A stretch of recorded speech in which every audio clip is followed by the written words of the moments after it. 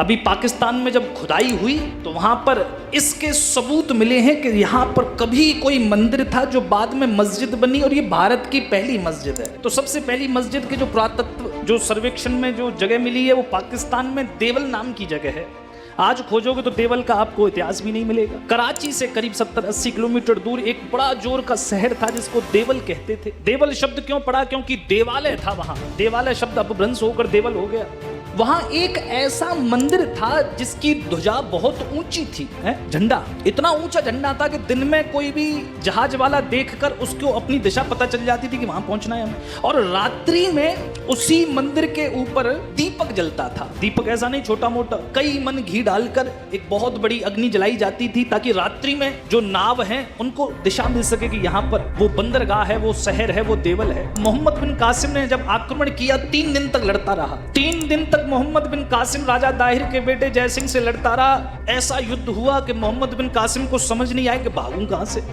कासिम ने अपने योग्य सेनापति, योग्य अपने जो भी सामंत थे उसके पास सबको बुलाया, पूछा कि सुनो सेना हमारी ज्यादा है, बल सब कुछ हमारे पास ज्यादा, ये मुट्ठी भर लड़ रहे हैं, ये बताओ ये हार क्यों नहीं रहे। अरब इतिहासकार लिखते हैं इसके बारे में।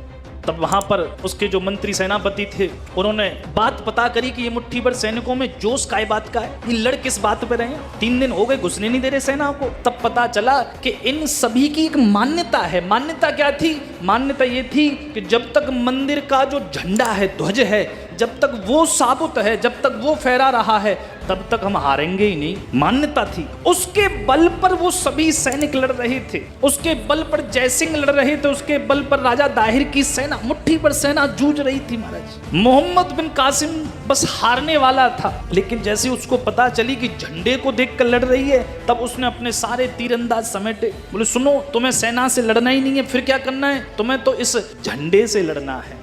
चौथे दिन के युद्ध में कासिम ने महाराज लड़ाई सैनिकों से कम लड़ी, मंदिर से ज्यादा लड़ी, अपने सारे तीरंदाज भेज दिए और उस ध्वजा में, उस झंडे में आग लगवा। जैसे ही ध्वज जला वैसे सैनिकों का मनोबल टूट गया और पहला मंदिर, भारत का पहला मंदिर जो अरबी आक्रमण में टूटा, मोहम्मद बिन कासिम ने तोड़ा, वो यही मंदिर था देवल का। इसका नाम नहीं जानते हम। अभी पाकिस्तान में जब खुदाई हुई तो वहां पर इसके सबूत मिले हैं कि यहाँ पर कभी कोई मंदिर था जो बाद में मस्जिद बनी, और ये भारत की पहली मस्जिद है। उसके बाद ही ध्वजा जली, मंदिर गिरा, मोहम्मद बिन कासिम का सिंध में आक्रमण हुआ और यहाँ पर अधिकार हो गया।